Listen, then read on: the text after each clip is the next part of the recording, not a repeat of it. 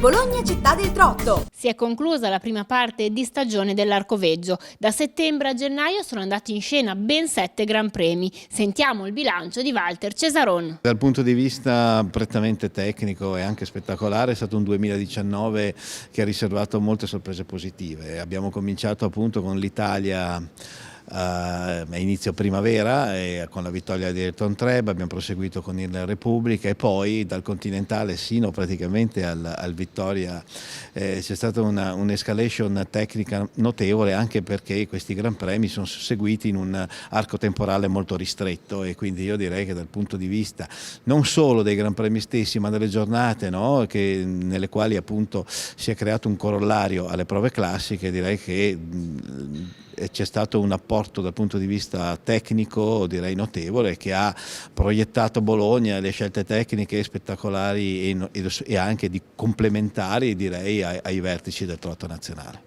Divertimento anche fuori dalla pista, con le numerose iniziative organizzate da Ippogroup Cesenate dedicate alle famiglie e ai fruitori dell'ippodromo in occasione dei grandi eventi. Quando abbiamo ideato questa stagione,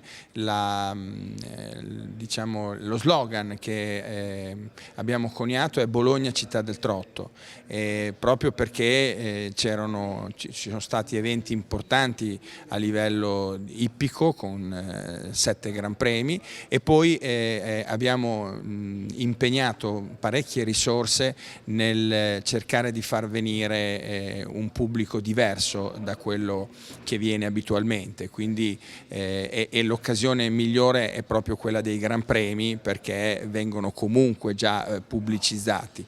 Direi che è stato veramente un ottimo risultato, perché il pubblico di Bologna e non ha risposto in maniera importante, anche con delle iniziative particolari. C'è un trenino che da Piazza Maggiore parte e va a San Luca ed è sempre pieno di turisti.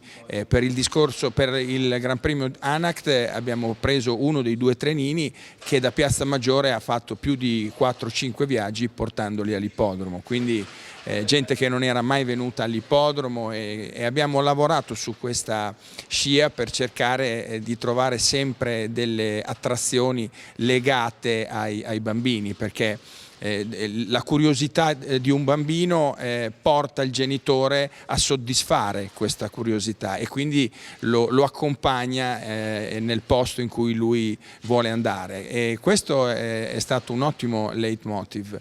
Si è concluso proprio domenica con il 6 gennaio, dove la Befana, forse più che Babbo Natale il giorno 22, ha creato quell'atmosfera di grande complicità, di gioco che era necessaria per far sì che la giornata diventasse splendida. L'ippodromo di Bologna in queste settimane rispetta la consueta pausa invernale, ma diversi sono i progetti in vista della riapertura in programma il 16 febbraio. Abbiamo 40 giorni, dobbiamo elaborare le idee che abbiamo cercato di mettere sul campo per la nuova stagione. Ce ne sono tante, però il percorso tracciato è quello giusto, per cui lavoreremo molto su quello che è la possibilità di portare sempre un pubblico giovane, famiglie, un pubblico femminile che manca all'ippodromo,